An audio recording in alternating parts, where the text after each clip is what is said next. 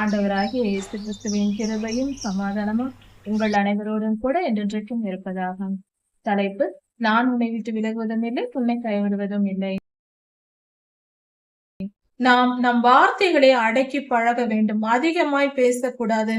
மனதில் வைத்து யோசித்து தேவையான வார்த்தைகளை மட்டும் தேவையான பொழுது மட்டும் பேச வேண்டும். அப்படிப்பட்டவர்களே அறிவாளி.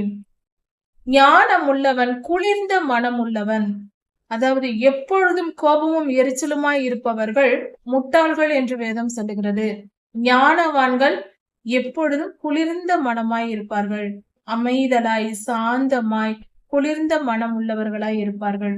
கோபம் எரிச்சல் எப்பொழுதும் பற்றி எரியும் நெருப்பை போல மனம் உள்ளவர்கள் முட்டாள்கள் என்று வேதம் சொல்லுகிறது. நீதிமொழிகள் 17ஆம் அதிகாரம் 9ஆம் வசனம் முதல் 28ஆம் வசனம் வரை. குற்றத்தை மூடுகிறவன் சிநேகத்தை விரும்புகிறான். குடும்பத்திலாயிருந்தாலும் நண்பர்களுக்குள்ளாக இருந்தாலும் நாம் வாழும் மத்தியில் இருக்கிற எந்த ஜனங்களிடத்தில் இருந்தாலும் குற்றம் கண்டுபிடித்து அதை சொல்லிக் கொண்டு இருக்கக்கூடாது. அதை பலருக்கும் பரப்பக்கூடாது. குற்றத்தை மூடுகிறவர்களுக்கு நண்பர்கள் அதிகம் கிடைப்பார்கள். ஒருவர் தவறு செய்கிறார் என்றால் அந்த குற்றங்களை நாம் கண்டுபிடித்து அதை பலரிடம் சொல்லி தெரியக்கூடாது என்றால் பரப்பாமல் இருப்பது. அவன் அந்த தவறு செய்து விட்டான், அவன் அந்த தவறு செய்து விட்டான் என்று சொல்லிக் கொண்டு தெரியக்கூடாது. கேட்டதை சொல்லுகிறவன் பிராண சிநேகிதனையும் பிரித்து விடுவான். ஒருவர் செய்த குற்றத்தை யாரையும் நாம் குற்றவாளி என்று தீர்க்கக்கூடாது. ஒருவருக்கு குற்றம் செய்தாலும் அதை நாம் பார்த்திருந்தாலும் நமக்கு அது தெரிந்திருந்தாலும் அவர்களை குற்றவாளி என்று தீர்க்கிற அதிகாரம் நமக்கு இல்லை. நாம் சாதாரண மனிதர்களாய் இருக்கிறோம். கர்த்தரே அறிவார். ஒருவர் தவறு செய்தால் அவர்களுக்கு தண்டனை கொடுக்கவும் அவர்கள் நீதிக்கேற்ற பலனை அவர்களுக்கு கொடுக்கவும் கர்த்தர் அறிந்து வைத்திருக்கிறார். கர்த்தரே அதிகாரியாய் இருக்கிறார். அப்படி இருக்க நம் சகோதரர்களாக நம் நண்பர்களாக நம் கூட இருக்கிற மற்ற மனிதர்களிடத்தில் குற்றம் கண்டுபிடித்து அவர்களை குற்றவாளி என்று சொல்லிக் கொண்டு நாம் தெரியக்கூடாது. அப்படி செய்தால் என்ன நடக்கும்? நட்பு இருக்காது, நண்பர்கள் இருக்க மாட்டார்கள். எல்லோரிடத்திலும் குற்றம் கண்டுபிடித்து சொல்லிக் கொண்டிருந்தால் யாரும் நம்மிடத்தில் இருக்க மாட்டார்கள். நமக்காக உதவி செய்கிற நண்பர்களோ உறவுகளோ எதுவும் இருக்காது. அதனால் சிநேகத்தை விரும்பினால் எல்லோருடனும் என்று சொல்லும் பொழுது துன்மார்க்கரோடு சேர்ந்து இருக்க கூடாது. விலகி விடலாம் துன்மார்க்கரோடு. ஆனால் சாதாரணமாக எல்லா மனிதர்களிடத்திலும் குற்றம் கண்டுபிடித்துக் கொண்டு இருக்கக்கூடாது. குற்றம் இருக்கிறது என்று தெரிந்தாலும் அதை பரப்பக்கூடாது. நம் மனதில் இருக்கலாம், இவர்கள் இந்த குற்றம் செய்தார்கள் என்று நாம் அறிந்திருக்கலாம். அதை பிறரிடம் சொல்ல வேண்டிய அவசியம் என்ன இருக்கிறது? தேவையில்லை. அது நம்முடைய வேலை அல்ல. யார் என்ன குற்றம் செய்கிறார்கள் என்று கண்டுபிடித்து அதை எல்லோரிடமும் சொல்லுவது நமக்கு வேலையாக கர்த்தர் கொடுக்கவில்லை. அது நம்முடைய பொறுப்பல்ல. நம்முடைய வேலையை தான் நாம் செய்ய வேண்டும். நமக்கு சொல்லாத வேலையை, கர்த்தர் கொடுக்காத வேலையை செய்யக்கூடாது.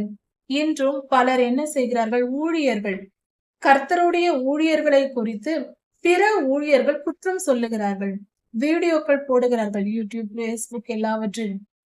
இந்த ஊழியர் இந்த குற்றம் செய்தார், இந்த போதகர் இந்த குற்றம் செய்தார், இவர்கள் இந்த குற்றத்தை செய்தார்கள் என்று சொல்லிக் கொண்டு திரிகிறார்கள். கேட்டால் அவர்கள் சொல்வது இது கர்த்தர் எங்களுக்கு கொடுத்த வேலை என்று. இவர்கள் சொல்லும் பதில் வேதத்திற்கு புறம்பானது. வேத வசனம் இந்த இடத்தில் சொல்லுகிறது, குற்றத்தை மூடுகிறவன் சிநேகத்தை விரும்புகிறான் என்று. கேட்டதை சொன்னால், ஒருவர் கேட்டு அதன்படி சொன்னால் கூட உயிருக்குயிரான நண்பர்களை கூட பிரித்து விடுவார்கள் இந்த குற்றம் கண்டுபிடித்து சொல்லுகிறவர்கள் என்று வேதம் சொல்லுகிறது. அப்படி என்றால் இவர்கள் வேதத்துக்கு புறம்பாக தான் குற்றப்படுத்துகிறார்கள் என்பது தெளிவாக இருக்கிறது. ஒருவர் தவறு செய்தால், ஒரு ஊழியர் தவறு செய்தால் கர்த்தர் எவ்விடத்திலும் இருந்து எல்லோரையும் பார்த்து கொண்டிருக்கிறார். அவரல்லவா ஊழியர்களின் அதிகாரி, அவரல்லவா நியாயம் தீர்க்கிற தேவன், அவர் சர்வலோகத்திற்கும் அதிபதி அல்லவா, அவர் நியாயம் தீர்ப்பார். நம்மிடத்தில் வந்து கர்த்தர் சொன்னாரா, இந்த மனிதனை நீ, இந்த ஊழியனை நீ பார்த்துக்கொள், அவன் என்ன குற்றம் செய்கிறான் என்று கண்டுபிடித்து எல்லோரிடத்திலும் சொல்லு என்று சொன்னாரா? ஒருபோதும் கர்த்தர் அப்படி சொல்ல மாட்டார். குற்றம் கண்டுபிடிப்பது மனிதனுடைய வேலை அல்ல. மனிதனை படைத்தவர், மனிதனுக்கு வாழ்வு கொடுத்தவர், மனிதன் வாழ இந்த பூமியை சிருஷ்டித்தவர், மனிதனுடைய கால்களை தாங்கி நிற்கும் இந்த பூமியை சிருஷ்டித்த தேவன், மனிதனுக்கு ஆயுளை கொடுத்து ஜீவனை கொடுத்து அந்த ஜீவனை தம் கையில் பிடித்து வைத்திருக்கிற தேவனே அந்த மனிதன் மேல் அதிகாரி. அவர் அவன் செய்கிற தீமைக்கும் நன்மைக்கும் பலன் தருகிற தேவனாய் இருக்கிறார்.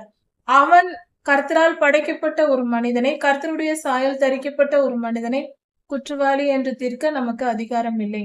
அவர்கள் குற்றவாளி என்று தெரிந்தால் நாம் அமைதியா இருக்க வேண்டும். நம் அதிகாரத்திற்குட்பட்டவர்களாய் இருந்தால், நம்மிடத்தில் வேலை செய்கிறவர்களாகவோ நம்முடைய பிள்ளைகளாகவோ அல்லது ஏதாவது ஒரு விதத்தில் நமக்கு அவர்கள் கீழ்ப்பட்டு இருக்கிறவர்களாக இருந்தால் அவர்களிடத்தில் நாம் அதிகாரம் செலுத்தலாம். சம்பந்தமே இல்லாதவர்களை நாம் குற்றப்படுத்தி தெரியக்கூடாது. அதனால் நமக்கு நட்பு இருக்காது, உறவுகள் இருக்காது. இப்படி குற்றம் சொல்லி தெரிகிறவர்கள் உயிருக்குயிரான நண்பர்களை கூட பிரித்து விடுவார்கள். அப்படிப்பட்டவர்கள் சொல்லும் பேச்சை கேட்க கூடாது. நம்மிடத்தில் வந்து யாரையாவது பற்றி குற்றம் சொன்னால் அவர்களிடம் நாம் பேசுவதையே நிறுத்திவிட வேண்டும். ஏனென்றால் நாளை நம்மை பற்றி போய் இன்னொரு இடத்தில் சொல்லுவார்கள். இதுவே அவர்கள் வேலையா இருக்கிறது. குற்றப்படுத்தி பிறரை குற்றப்படுத்தி பேசுகிறவர்களிடத்தில் நாம் பேசக்கூடாது, பழகக்கூடாது, அவர்கள் வார்த்தைகளை நம்பவும் கூடாது. அது தேவையற்றது. மூடனை 100 அடி அடிப்பதை விட ஞானியை, புத்திசாலியை ஒரு வார்த்தை சொல்லுவதே சிறந்தது. புத்திமானை ஒரு வார்த்தையினால் கண்டிப்பதே உரைக்கும் என்று சொல்லப்பட்டிருக்கிறது. இதன் பொருள் என்னவென்றால், ஒருவன் முட்டாள் இருக்கிறான் என்றால் அவனை 100 அடி அடித்து சொன்னால் கூட அவனுக்கு அறிவு வராது. அவன் ஏற்கனவே முட்டாள், அவனுக்கு மூளையில் ஏறாது. தீமை செய்தே பழகியவர்களிடத்தில் பரிசுத்தத்தை குறித்து சொன்னால் 100 முறை அடித்து சொன்னால் கூட அவர்களுக்கு அது புரியாது. அப்படிப்பட்டவர்களிடத்தில் போராடி முயற்சி செய்வதை விட புத்தியுள்ள ஒரு மனிதனை அழைத்து வாயினால் சொல்லிக் கொடுத்தால் போதும். இது தவறு, இதன் பின்விளைவு இப்படி வரும் என்று புத்தியை சொல்லிக் கொடுத்தால் அவன் கேட்பான். அதனால் நமக்கு பிரயோஜனம் உண்டு. நம் முயற்சிக்கு ஒரு பலன் கிடைக்கும். அவன் திருந்துவான். முட்டாளை 100 அடி அடித்தாலும் அது பிரயோஜனம் இல்லை. நம்முடைய நேரத்தையும் நம்முடைய முயற்சியையும் உழைப்பையும் நம்மளுடைய பலனையும் தான் நாம் இழந்து போக நேரிடும். அதனால் நாம் யாருக்காவது புத்தி சொல்ல வேண்டும், அவர்களை நல்வழிப்படுத்த வேண்டும் என்று விரும்பினால் முதலில் அவர்கள் புத்தி உள்ளவர்களா என்று ஆராய்ந்து தெரிந்து கொள்ள வேண்டும். முட்டாள்களிடத்தில் முயற்சி செய்யக்கூடாது. அவர்கள் முட்டாள்கள் என்று தெரிந்தால் அவர்களை விட்டு விலகி விடுவதே நல்லது. முட்டாளுக்கு புத்தி சொல்லி திருத்த முடியாது. புத்தி உள்ளவனுக்கு அழைத்து சொன்னால் அதனால் முயற்சியில் பலன் உண்டு.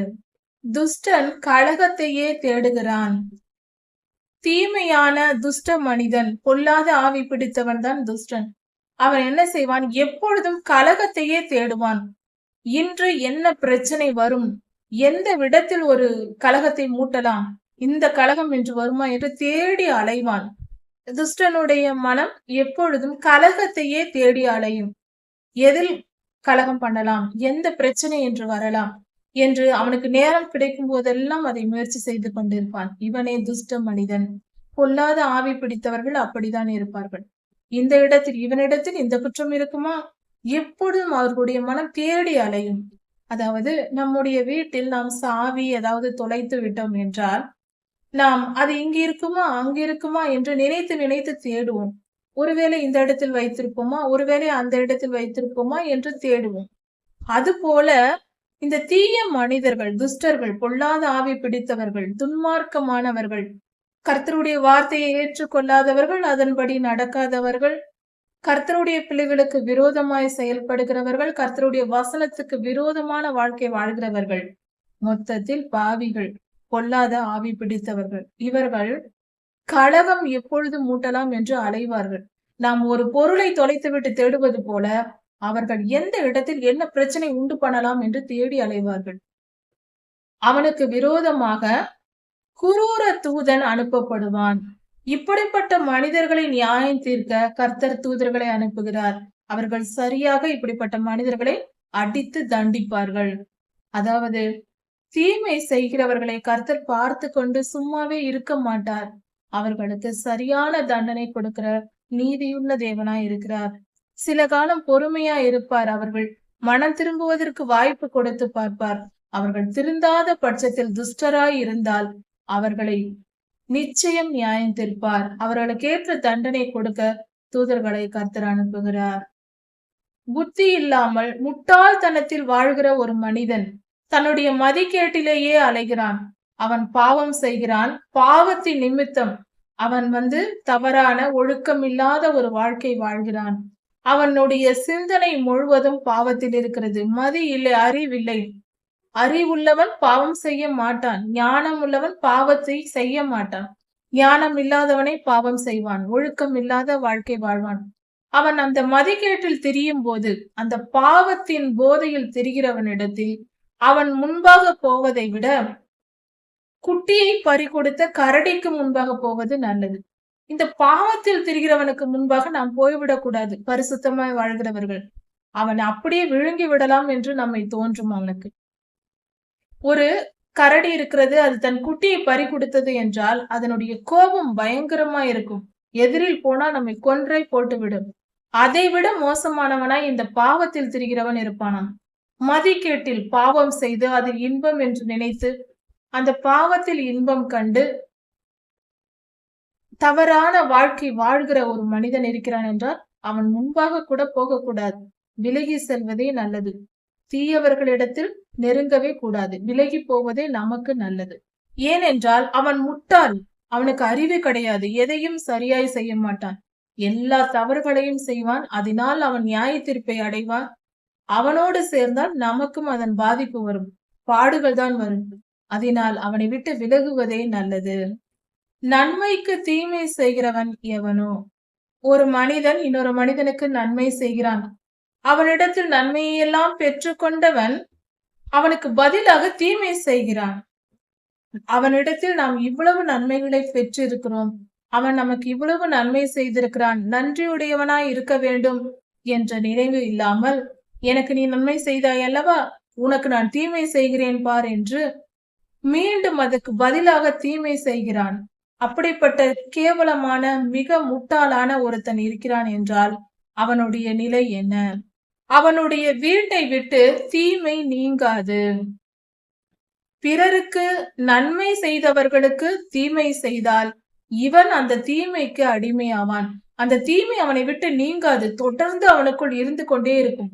அந்த வீட்டில் எப்பொழுதும் அந்த சாபம் இருக்கும். நன்மை செய்தவனுக்கு நீ தீமை செய்தாயே என்று அந்த சாபம் அங்கே இருக்கும். கர்த்தர் பழிக்கு பழி வாங்குவார். அவர் நீதிமானுக்காக எப்பொழுதும் பாதுகாக்கிற, அவர்களுக்காக எழும்பி நிற்கிற தேவனாய் இருக்கிறார். நீதிமான்களுக்காக அவர் யுத்தம் செய்வார். சண்டையின் ஆரம்பம் மதகை திறந்து விடுவதை போல இருக்கும். ஒரு இடத்தில் சண்டை வருகிறது என்றால் அது மதகை திறப்பது போல திடீரென்று வரும். அதை ஆரம்பத்திலேயே அடைத்து விட வேண்டும். இல்லை என்றால் அதன் பின்பு அதை சமாளிக்க முடியாது. சண்டை தொடங்குவதற்கு முன்பே அதை நிறுத்திவிட வேண்டும். ஆரம்பித்து விட்டால் ஒருவருக்கொருவர் கோபம் அதிகமாகி அது மிகப்பெரிய ஒரு மதகை திறந்தது போல மிகப்பெரிய தீமை அங்கு வரும். கோபம் பெருகிக் கொண்டே இருக்கும். சண்டை பெருகிக் கொண்டே இருக்கும். அதை ஆரம்பத்திலேயே அடைத்து விட வேண்டும். சண்டை வருகிறது என்றால் அது துவக்கத்திலேயே நமக்கு தெரியும் சண்டை வரப்போகிறது என்று. உடனே அப்பொழுதே நிறுத்திவிட வேண்டும். அதுவே புத்திசாலித்தனம்.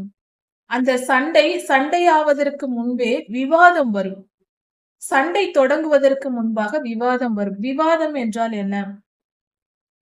வாக்குவாதம், விவாதம் என்று சொல்வோம். ஒருவர் ஒரு கருத்தை சொல்லுகிறார் என்றால் எதிரில் இருப்பவர் இன்னொரு கருத்தை சொல்லுவார். இந்த கருத்தை ஏற்றுக்கொள்ளாமல் சொல்லுவார். நாம் ஒரு கருத்தை சொல்லுகிறோம், நம் எதிரே இருப்பவர் அந்த கருத்தை ஏற்றுக்கொள்ளாமல் மாற்றி சொன்னால் அதோடு நிறுத்திவிட வேண்டும். மீண்டும் நாம் நம் கருத்தை வலியுறுத்த கூடாது. அப்படி செய்தால் அது வாக்குவாதம். இப்படி அந்த வாதம் எழுப்புவதற்கு முன்பே அப்பொழுதே நிறுத்திவிட வேண்டும். அவர் ஒன்று சொல்ல நாம் ஒன்று சொல்ல திரும்பி திரும்பி வரக்கூடாது. நாம் ஒரு முறை சொல்லுகிறோம், அந்த வார்த்தையை அவர்கள் ஏற்றுக்கொண்டால் தொடர்ந்து பேச வேண்டும். ஏற்றுக்கொள்ளாமல் மறுத்தால் நாம் நிறுத்திவிட வேண்டும். அதுதான் சண்டை இல்லாமல் வாழ்வதற்கு வழியாயிருக்கிறது. வாக்குவாதம் தொடங்குவதற்கு முன்பே முடித்து விட வேண்டும். தொடங்கிவிட்டால் அது பெரிய சண்டையில் தான் முடியும். முதல் வார்த்தையை ஏற்காதவர்களிடத்தில் அவர்கள் மாற்றி கருத்தை சொன்னால் நிறுத்திவிட வேண்டும். சரி, நம்முடைய கருத்து அவர்களுக்கு ஏற்கவில்லை, அப்படி என்றால் நாம் இதோடு நிறுத்திக் கொள்வோம், பேச வேண்டாம் என்று நிறுத்திவிட வேண்டும். இது மிக முக்கியமான, மிக அவசியமான ஒரு ஆலோசனையா இருக்கிறது. இதை பின்பற்றினால் பெரும்பாலான சண்டைகளை நாம் நிறுத்தி விடலாம். எல்லா சண்டைகளுமே கூட நின்று போகும். துன்மார்க்கனை நீதிமானாக்குகிறவனும். ஒரு மனிதன் துன்மார்க்கனாய் இருக்கிறான், அவனை நீதிமானாக்குகிறவன் நான் அவனை நீதிமானாக்குகிறேன் என்று முயற்சி செய்கிறவனும், ஒரு நீதிமான் இருக்கிறான், அவனை நான் எப்படியாவது குற்றவாளி ஆக்குகிறேன் என்று முயற்சி செய்கிறான் ஒருவன். அப்படி என்றால் இப்படிப்பட்டவர்கள் கர்த்தருக்கு அருவருப்பானவர்கள். நீதிமான்கள் இன்னும் நீதி செய்யும்படியாய் அவர்களை உற்சாகப்படுத்த வேண்டும். தவறானவர்களை விட்டு விலக வேண்டும். மீண்டும் அவர்கள் தவறு செய்யும்படியாக துன்மார்க்கரை திருத்துகிறேன் என்று முயற்சி செய்ய போகக்கூடாது. துன்மார்க்கர் அவர்களை திருத்த நினைத்தால் நாம் கர்த்தருக்கு அருவருப்பாய் மாறிவிடுவோம். ஏனென்றால் அவர்களோடு சேரும் பொழுது அவர்கள் துர்க்குணம் நமக்கு வந்துவிடும். அதனால் கூட இருக்கலாம். ஆனால் கர்த்தர் சொல்லுகிறார், துன்மார்க்கனை நீதிமானாக்க முயற்சிக்காதே. ஒரு நீதிமான் இருக்கிறான் என்றால் அவனை குற்றவாளியாக்க, ஏதாவது ஒரு பாவம் செய்ய ஒரு சூழ்நிலையை ஏற்படுத்தி குற்றவாளியாக்க முயற்சிக்காதே. இது இரண்டும் தவறு. கர்த்தருக்கு அருவருப்பானவர்கள் இப்படிப்பட்டவர்கள் என்று வேதம் சொல்லுகிறது. இந்த முயற்சிகளை செய்யவே கூடாது. நீதிமானுக்கு உதவி செய்து இன்னும் நீதிமானாக வாழ முயற்சி செய்ய வேண்டும். நம்மாலான உதவிகளை செய்ய வேண்டும். ஒருவன் துன்மார்க்கனாய் இருக்கிறான் என்றால் அவன் போக்கில் அவனை விட்டுவிட வேண்டும். அவனை போய் திருத்த நாம் முயற்சி செய்யக்கூடாது. அவனாக திருந்தினால்தான் திருத்த முடியும். நாம திருத்தலாம் முடியாது. ஞானத்தை வாங்குவதற்காக முட்டாள் கையில் பணத்தை கொடுத்தால் அதனால் பலன் என்ன? ஏனென்றால் அவன் அதில் விருப்பம் இல்லை. அவனுக்கு மனம் இல்லை. நான் ஞானத்தை அடைய வேண்டும் என்கிற மனம் இருப்பவன் புத்திசாலியா இருக்கிறான். ஒருவன் முட்டாளா இருக்கிறான் என்றால் அவன் ஞானத்தை விரும்ப மாட்டான், அறிவை விரும்ப மாட்டான். தான் ஞானியாக வேண்டும், பல விஷயங்களை படிக்க வேண்டும், கற்றுக்கொள்ள வேண்டும் என்ற வாஞ்சை இல்லாதவன் முட்டாளா இருக்கிறான். அவனிடத்தில் எவ்வளவு பணம் கொடுத்தாலும், நீ விலைக்கு வாங்கிக் கொள் என்று கொடுத்தாலும் அதில் பிரயோஜனம் இல்லை. நீ இதை படி அதை படி என்று எவ்வளவு சொன்னாலும், முட்டாளிடத்தில் வேதாகமத்தை படி என்று சொன்னால் அவன் படிக்க மாட்டான். எவ்வளவு பணம் கொடுக்கிறேன், வா உனக்கு கற்றுத் தருகிறேன் என்று கூப்பிட்டால் கூட, ஒரு கல்லூரியில் சேர்த்து விடுகிறேன் என்று சொன்னால் கூட அவன் படிக்க மாட்டான். ஏனென்றால் அவனுக்கு அதில் விருப்பம் இல்லை. ஞானம் உள்ளவர்களே ஞானத்தை விரும்புவார்கள். முட்டாள் ஞானத்தை விரும்ப மாட்டான். அதனால் அவனை கட்டாயப்படுத்தி படிக்க வைக்க முயற்சி செய்வது வீணா இருக்கிறது. சிநேகிதன் எல்லா நேரத்திலும் சிநேகிப்பான். ஒருவன் நண்பனாய் இருந்தால் நண்பர்கள் எப்பொழுதும் நம்மை நட்போடு பாராட்டுவார்கள், அன்போடு இருப்பார்கள். எல்லா நேரத்திலும் அன்போடு இருப்பவர்களே நமக்கு நல்ல நண்பர்களாய் இருக்கிறார்கள். நம்முடன் இருந்து நம்மை தாங்குகிறவர்கள் நண்பர்கள் என்று சொல்லலாம். ஆனால் துன்பத்தில் உதவுவதற்கே சகோதரன் பிறந்திருக்கிறான். துன்ப நேரத்தில் சகோதரன் உதவ வேண்டும். நாம் சகோதரர்களாய் சகோதரிகளாய் இருக்கும் பொழுது பிறருக்கு துன்பப்படும் பொழுது நாம் உதவி செய்ய வேண்டும். பிறர் துன்பப்படும் போது அவர்களுக்கு நாம் உதவி செய்ய கடனாளியா இருக்கிறோம். அதை கவனித்துக் கொள்ள வேண்டும். எப்பொழுது யார் துன்பப்பட்டாலும், சகோதரர்கள் என்று சொன்னால் கர்த்தருடைய பிள்ளைகள் என்று பொருள். நாம் கர்த்தருடைய பிள்ளைகளா இருக்கிறோம். நம்மை போல இன்னொரு கர்த்தருடைய பிள்ளைகள் யார் இருந்தாலும், நாம் உடன் பிறந்தவர்கள் மட்டுமல்ல, மற்றவர்களும் நாம் கர்த்தருடைய பிள்ளைகள் இருக்கிறார்கள் என்றால் அவர்களிடத்தில் நாம் அவர்கள் துன்பத்தில் இருக்கும்போது உதவி செய்ய வேண்டும். அது நம்முடைய கடமையா இருக்கிறது. நிச்சயம் அதை செய்ய வேண்டும். நம்மாலான உதவிகளை செய்யலாம். அதுதான் நல்லது. இதுவே இடுக்கணில் உதவவே சகோதரன் பிறந்திருக்கிறான். புத்தி இல்லாதவன் தன் நண்பனுக்காக பிணைப்படுவான். அதாவது பிணைப்படுதல் என்றால் என்ன என்று தெரியும் நமக்கு. அதாவது ஒருவர் கடன் நம்ம இடத்தில் வந்து கேட்கிறார் என்றால் நம்ம இடத்தில் பணம் இல்லை. அப்பொழுது நாம் என்ன செய்வோம்? வேறு ஒருவரிடத்தில் பெற்றுக் கொடுப்போம். அதாவது இந்த என்னுடைய நண்பனுக்கு நீர் பணம் கொடும், அவன் நிச்சயம் கொடுத்து விடுவான், அதற்கு நான் உத்தரவாதம் தருகிறேன் என்று சொல்வோம். பிறருக்காக நாம் உத்தரவாதம் கொடுப்பதே பிணைப்படுதல். இந்த காரியத்தை செய்யக்கூடாது என்று வேதம் சொல்லுகிறது. பிறருக்காக நாம் பிணைப்படக்கூடாது, உத்தரவாதம் கொடுக்க கூடாது. நம்மிடத்தில் இருந்தால் நாம் உதவி செய்யலாம், இல்லை என்றால் விலகிவிட வேண்டும். அதுவே நமக்கு பாதுகாப்பு. பிறருக்காக இன்னொருவரிடத்தில் நாம் பிணைப்பட்டால் அவர்கள் தரவில்லை என்றால் நான் தருகிறேன், அதாவது பேங்கில் செக்யூரிட்டி சைன் போடுவது போன்ற காரியங்களை செய்தால் அதனால் நமக்கு ஆபத்து வரும். இதை செய்யாதே என்று வேதம் சொல்லுகிறது. இதை செய்கிறவன் புத்தி இல்லாதவன் என்றும் வேதம் சொல்லுகிறது. அது மிகுந்த மன உளைச்சலை தரும். கையெழுத்து போட்டதிலிருந்து அவன் தருவானா, தரமாட்டானா, கட்டுவானா என்ற ஒரு எண்ணம் இருக்கும் நமக்குள். அவன் பணம் கொடுக்கவில்லை என்றால் அதை நாமே கொடுத்து தீர வேண்டியதா இருக்கும். அதனால் மிகுந்த நஷ்டம் உண்டாகும். மன உளைச்சலும் வேதனையும் உண்டாகும். இப்படிப்பட்ட காரியங்களில் நாம் ஈடுபடக்கூடாது. பிணைப்படுதல் தேவையில்லாதது. அதனால் நமக்கு ஆபத்து வரும். வாது பிரியன், பாதக பிரியன். வாது பிரியன் என்றால் வாதத்தை விரும்புகிறவன், எப்பொழுதும் எதையாவது வாதித்துக் கொண்டே இருக்கிறவன். நான் ஒன்று சொல்லுவேன், நீ என்னுடன் பேசு, நீ இதை சொல், இதை பற்றி நீ என்ன நினைக்கிறாய், அதை பற்றி என்ன நினைக்கிறாய் என்று பேச்சு கொடுப்பார்கள். நாம் பேச தொடங்கினால் அதை திருப்பி திருப்பி அதை மாற்றி மாற்றி வாதம் செய்து கொண்டே இருப்பார்கள். நான் சொல்வதுதான் சரி என்பார்கள். இல்லை, சரி என்று ஒத்துக்கொண்டால் இன்னொரு காரியத்தை எடுத்து பேசுவார்கள். இப்படி வாதம் செய்ய விரும்புகிறவர்கள் பாதக பிரியன். அவர்கள் பாவம் செய்ய விரும்புகிறவர்கள் என்று வேதம் சொல்லுகிறது. இப்படிப்பட்டவர்களோடு பேசக்கூடாது. அப்படிப்பட்ட குணம் நம்மிடத்தில் இருந்தால் அதை தூக்கி போட்டு பரிசுத்தம் அடைய வேண்டும். வாதம் செய்யவே கூடாது. நாம் ஒரு கருத்தை சொல்லுகிறோம் என்றால் அதை ஏற்றுக்கொண்டால் அவர்களிடம் பேச வேண்டும். முதல் வார்த்தையிலேயே ஏற்றுக்கொள்ளவில்லை என்றால் அதோடு விட்டுவிட வேண்டும். மீண்டும் மீண்டும் இது அப்படி என்று சொல்லிக் கொண்டிருக்க கூடாது. வாதம் செய்யக்கூடாது. ஒரு வார்த்தை ஒரு வழி.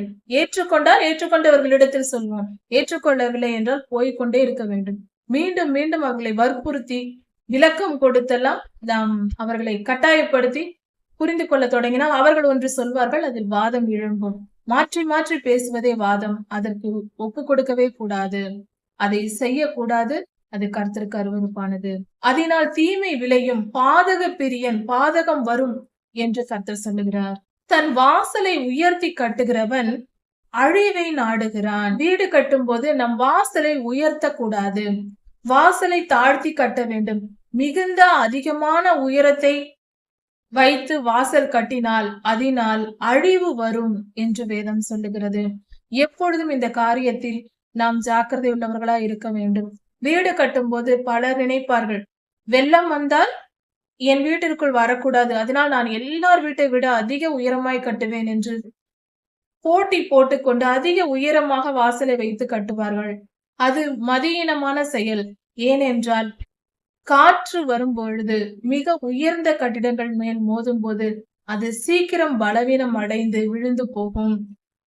அப்படிப்பட்ட மிகுந்த ஆபத்துகள். ஏனென்றால் எப்பொழுதும் காற்று அடித்துக் கொண்டிருக்கும் பொழுது உயர்த்தப்பட்ட வாசல் என்பது ஆழமான வேரூன்றாத மரம் போல, ஒரு செடி போல சீக்கிரத்தில் விழுந்து விடும். அழிவை நாடுகிறான். வாசலை உயர்த்தி கட்டுகிறவன் அழிவை நாடுகிறான் என்று வேதம் சொல்லுகிறது.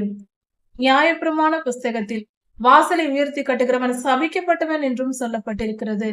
ஏனென்றால் அதனால் பிறருக்கு பாதிப்பு உண்டாகும். பக்கத்தில் இருக்கிற மற்றவர்களுக்கு அது பாதிப்பை உண்டாக்கும். அதனால் கர்த்தர் அந்த வீட்டை சபிப்பார் என்று வேதம் சொல்லுகிறது. மாறுபாடான இருதயம் உடையவன் நன்மையை கண்டடைவதில்லை. மனதை மாற்றிக் கொள்கிறவன், ஆளுக்கு ஏற்றபடி நேரத்திற்கு ஏற்றபடி மாற்றி மாற்றி பேசுகிறவர்கள் மாறுபாடான இருதயம் உள்ளவர்கள். இருதயத்தில் ஒரு நல்ல குணம் இல்லாமல், நியாயம் நீதி இல்லாமல் மாற்றி மாற்றி பேசுவது, மாற்றி மாற்றி செயல்படுவது, பேராசை பிடிப்பது, இச்சையோடு வாழ்வது, இப்படிப்பட்ட காரியங்களை செய்கிற மாறுபாடான இருதயம் உள்ளவர்கள் தன்னுடைய சுயநலத்திற்காக மற்றவர்களிடம் ஒவ்வொருவரிடமும் ஒவ்வொரு விதமாய் நடந்து கொள்வார்கள். இப்படிப்பட்டவர்களே மாறுபாடானவர்கள். இப்படிப்பட்டவர்கள் நன்மையை கண்டடைவதில்லை. அவர்கள் வாழ்க்கையில் நன்மையே அவர்களுக்கு வராது. கர்த்தர் அவர்களை ஆசீர்வதிக்க மாட்டார் என்று பொருள். புரட்டு நாவுள்ளவன் தீமையில் விழுவான். புரட்டு நாவு என்றால், இப்பொழுது ஒரு நாள் இன்று நம்முடன் பேசும்போது ஒரு சொல்லை சொல்லுவார்கள். மறுநாள் நீ சொன்னாய், அதன்படி நான் செய்தேன் என்று சொன்னால் மறுநாள் சொல்வார்கள், நான் அப்படி செய்யவே இல்லையே, நான் உன்னிடத்தில் அப்படி சொல்லவே இல்லையே என்று விடுவார்கள். சொல்லிவிட்டு அப்படியே மாற்றி, நான் அப்படி சொல்லவில்லை, நான் மாற்றி வேறு மாதிரி தான் சொன்னேன், நீ ஏன் தவறாக செய்தாய் என்று நம்மிடமே கேட்பார்கள். புரட்டி புரட்டி பேசுவது, ஒரு வார்த்தையை புரட்டி பேசுவது. சொல்வது ஒன்று, மறுநாள் சொல்வது ஒன்று, அடுத்த நேரத்தில் சொல்வது ஒன்று, இப்படி மாற்றி மாற்றி பேசுவது. நேரத்திற்கு ஏற்றபடி, மற்ற மனிதர்கள் சூழ்நிலைக்கு ஏற்றபடி புரட்டி புரட்டி பேசுகிறவர்கள் தான் புரட்டு நாவுள்ளவர்கள். அப்படிப்பட்டவர்கள் தீமையில் விழுவான். தீமையில் அவர்கள் விழுந்து போவார்கள். தீமையை அவர்களை தொடரும். அவர்கள் தீமையை கண்டடைவார்கள் என்றால் மிகுந்த உபத்திரவம் வரும், பாடுகள் வரும். வேதனையில் விழுந்து அதை நொந்து கொண்டே இருக்கிற நிலை, நீடித்த நாட்களான தீமை, இப்படிப்பட்ட காரியங்கள் வரும். வியாதியா இருக்கலாம், பிரச்சனைகளா இருக்கலாம், பாடுகளா இருக்கலாம், சண்டை சச்சரவுகளா இருக்கலாம். ஏதாவது ஒரு தீமை வந்து அவர்களை மூழ்கடிக்கும்.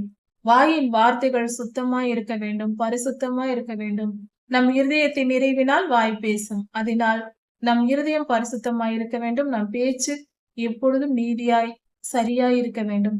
அப்படி இல்லாத போது இப்படிப்பட்ட தீமை நேரிடும். மாறி மாறி பேசக்கூடாது, புரட்டு வாயும் நமக்கு கூடாது. அப்படிப்பட்டவர்களோடு சேரவும் கூடாது. மூட புத்திரனை பெறுகிறவன் தனக்கு சஞ்சலம் உண்டாக பெறுகிறான். ஒருவன் முட்டாளான ஒரு மகனை பெற்றால் அவன் தகப்பன் சஞ்சலப்படுவான், மிகுந்த வேதனை உண்டாகும். இப்படிப்பட்ட ஒரு மகனை பெற்றேனே என்று வேதனைப்படுவான். ஏனென்றால் அவன் முட்டாளாய் இருக்கிறான். முட்டாள் என்றால் யார்? கர்த்தருடைய வழிகளை அறியாமலும் கர்த்தருடைய வார்த்தைகளுக்கு கீழ்ப்படியாமலும் திரிகிறவனே முட்டாளாய் இருக்கிறான். அப்படிப்பட்டவன் பெற்றோர்களுக்கு சஞ்சலத்தை மூட்டுவான். பெற்றோர்களின் மனதிற்கு வேதனை உண்டாகும். முட்டாளுடைய தகப்பனுக்கு மகிழ்ச்சி இல்லை. ஒரு முட்டாள் மகனை பெற்றால் அந்த தகப்பன் சந்தோஷமாய் இருக்க முடியாது. தகப்பனின் சந்தோஷத்தை மகனின் முட்டாள்தனம் கெடுக்கும். இவன் செய்யும் தீமைகள் பெற்றோர்களுக்கு மிகுந்த வேதனை தரும், தகப்பனுக்கு வேதனையை தரும் என்று பொருள். மன மகிழ்ச்சி நல்ல ஔஷதம். மன சந்தோஷம், நாம் மகிழ்ச்சியாய் இருந்தால் அது நமக்கு மருந்தாய் இருக்கிறது. பலர் என்று நோய்கள் இருக்கு, வேதனைகள் இருக்கிறது என்று சொன்னார்கள். கர்த்தரிடத்தில் வேதம் வாசித்து ஜெபித்து நம் மனதை எப்பொழுதும் சந்தோஷமாய் வைத்துக் கொண்டால் அது நல்ல மருந்தாய் இருக்கிறது. நம்முடைய உண்மையான சந்தோஷம் கர்த்தருடைய வார்த்தைகளை வாசிக்கும் போது நமக்கு கிடைக்கும். அந்த சந்தோஷம் நமக்கு மருந்தாய் மாறி நம் நோய்களை எல்லாம் குணப்படுத்தும், நம் பலவீனங்களை எல்லாம் நீக்கி போடும். அது ஒரு நல்ல மருந்து. சந்தோஷம் ஒரு நல்ல மருந்து. அந்த மகிழ்ச்சி என்னும் மருந்தை ஏற்றுக்கொண்டு நாம் எப்பொழுதும் சந்தோஷமாய் இருக்க, கர்த்தருக்குள் மகிழ்ந்திருக்க பழகுவோம். பாவம் செய்து மகிழ்வதில்லை, உண்மையாய் கர்த்தருக்கு கீழ்ப்படிந்து அதில் மகிழ்ச்சி காண்பது. கர்த்தருக்காக ஊழியம் செய்வது, கர்த்தருக்காக நாம் செய்யும் செயல்கள், கர்த்தருடைய சன்னதியில் காத்திருப்பது போன்ற சந்தோஷங்கள் நமக்கு உண்மையில் மருந்தாய் மாறி நம்மை குணப்படுத்துகிறது. இதை அனுபவித்து பார்க்கலாம், அப்பொழுதுதான் புரியும். முறிந்த ஆவியோ எலும்புகளை உலர பண்ணும். முறிந்த ஆவி, மனம் உடைந்த மனிதர்கள் இருப்பார்கள். மிகுந்த துன்பத்தினாலும் பலருடைய துரோகத்தினாலும் உடைக்கப்பட்ட மனம் முறிந்த ஆவி முறிந்த நிலையில் இருப்பவர்களுக்கு அந்த மன முறிதல் மிகப்பெரிய வேதனையை தரும். அதனால் அவர்கள் சரீரம் பாதிக்கப்படும். முறிந்த ஆவி எலும்புகளை உலர பண்ணும். அதாவது மனம் உடைந்த நிலையில் மிகுந்த துன்பத்தில் இருக்கிறார்கள் என்றால் அவர்களுடைய அடுத்த நிலை எலும்பு சம்பந்தமான நோய்கள் அவர்களுக்கு வரும். எலும்பு பலவீனப்பட்டு போகும். அவர்களுக்கு மன முறிவு, ஆவி உலர்ந்து போகும். ஆவியில் உடைவு, அதாவது நான் நொறுங்கி போனேன், இந்த துரோகத்தினால் என் வாழ்க்கையே எனக்கு வெறுத்து போனது என்று சிலர் சொல்வார்கள். அப்படிப்பட்ட நிலையில் இருப்பவர்கள் தங்கள் சரீரத்தின் பலனை இழந்து போவார்கள். எலும்புகள் உலர்ந்து போகும். முறிந்த ஆவி எலும்புகளை உலர பண்ணும், அதன் பலனற்று போகும். முறிந்த ஆவி என்றால் மனம் உடைக்கப்பட்டு வாழ்க்கையில் மிகவும் விரக்தி அடைந்த நிலையில் இருப்பவர்களுடைய எலும்புகள் உலர்ந்து போகும். மன உளைச்சல் எலும்புகளை பாதிக்கும்.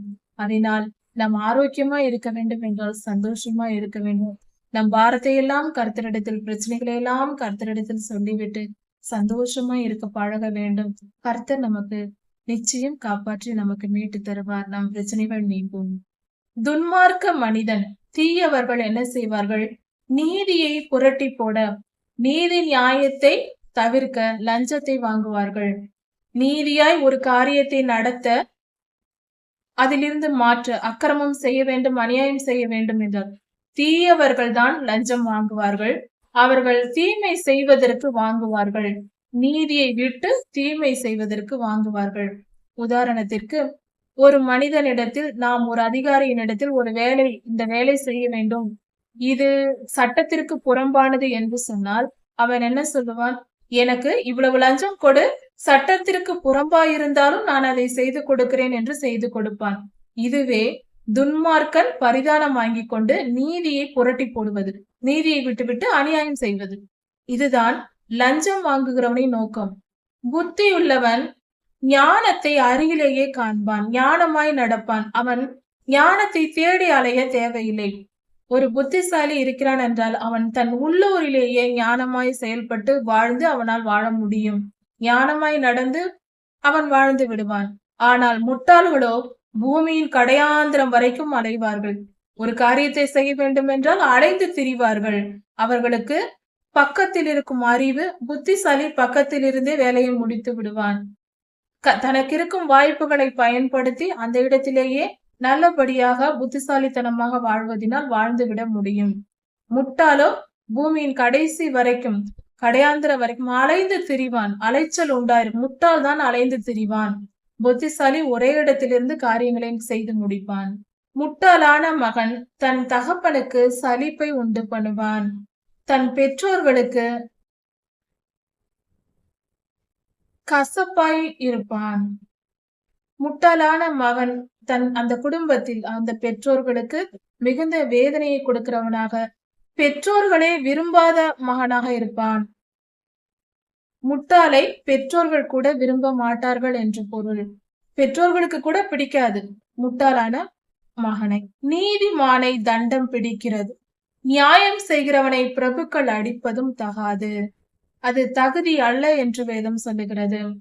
நீதிமானை தண்டம் பிடிப்பது, ஒருவன் நீதிமானாய் நடக்கிறான், அப்படி இருந்தும் அந்த நீதிமானை கட்டாயப்படுத்தி அதாவது பாவமான பழிகளை சுமத்தி, வீண் பழி சுமத்தி அவர்களை கொடுமைப்படுத்துவதும், நியாயமாய் நடக்கிறவனை பிரபுக்கள் அடிப்பதும் தகுதி அல்ல. இந்த காரியத்தை செய்யக்கூடாது. நீதிமானையும் நியாயஸ்தனையும் கஷ்டப்படுத்தக்கூடாது, கொடுமைப்படுத்தக்கூடாது. அப்படி செய்தால் கர்த்தர் தண்டிப்பார். அறிவாளி தன் வார்த்தைகளை அடக்குகிறான். நாம் நம் வார்த்தைகளை அடக்கி பழக வேண்டும். அதிகமாய் பேசக்கூடாது. மனதில் வைத்து யோசித்து தேவையான வார்த்தைகளை மட்டும் தேவையான பொழுது மட்டும் பேச வேண்டும். அப்படிப்பட்டவர்களே அறிவாளி. ஞானம் உள்ளவன் குளிர்ந்த மனம் உள்ளவன். அதாவது எப்பொழுதும் கோபமும் எரிச்சலுமாய் இருப்பவர்கள் முட்டாள்கள் என்று வேதம் சொல்லுகிறது. ஞானவான்கள் எப்பொழுதும் குளிர்ந்த மனமாய் இருப்பார்கள். அமைதலாய், சாந்தமாய், குளிர்ந்த மனம் உள்ளவர்களாய் இருப்பார்கள். கோபம், எரிச்சல், எப்பொழுதும் பற்றி எரியும் நெருப்பை போல மனம் உள்ளவர்கள் முட்டாள்கள் என்று வேதம் சொல்லுகிறது. ஏனென்றால் அவர்கள் பேச்சில் அது வெளிப்படும். முட்டாள்கள் எப்பொழுதும் கோபமாக எரிச்சலோடு பேசிக் கொண்டிருப்பார்கள். புத்திசாலிகள் அமைதியாக, சாந்தமாக ஓரிரு வார்த்தைகள் மட்டுமே பேசுவார்கள். ஒரு முட்டாள் பேசாமல் இருந்தால் அவனையும் ஞானி என்று சொல்லுவார்கள். அதிகம் பேசாமல் இருக்கிறவன் ஞானி என்று சொல்லுவார்கள். ஒருவன் தன் உதடுகளை மூடுகிறவனாய் இருந்தால் அவன் புத்திசாலி என்று மற்றவர்கள் நினைப்பார்கள். இப்படியாக வாயை பேசாமல், அதிகம் பேசாமல், சமாதானமாய் இருக்க கற்றுக்கொள்வது, தேவையான பொழுது மட்டும் பேசுவது, இது போன்ற காரியங்களை செய்வதே சிறந்தது. கர்த்தர் நமக்கு இதில் நீதியின் மார்க்கத்தை கற்றுக் கொடுத்திருக்கிறார். எப்படி நீதியின்படி கர்த்தருக்கு பிரியமாய் வாழ்வது என்றும், எதை செய்யக்கூடாது என்றும் இந்த வசனங்களை நமக்கு சொல்லிக் கொடுத்திருக்கிறார். இப்படி இந்த வார்த்தைகளை பின்பற்றி கர்த்தருக்கு பிரியமாய் வாழ்வோம். இவ்வுலகத்தில் சமாதான சந்தோஷத்தை பெற்றுக்கொள்வோம், நித்திய ஜீவனையும் அடைவோம். கர்த்தர் உங்களை ஆசீர்வதிப்பாராக. இதன் தொடர்ச்சியை அடுத்த செய்தியில் பார்க்கலாம். மாரநாதா.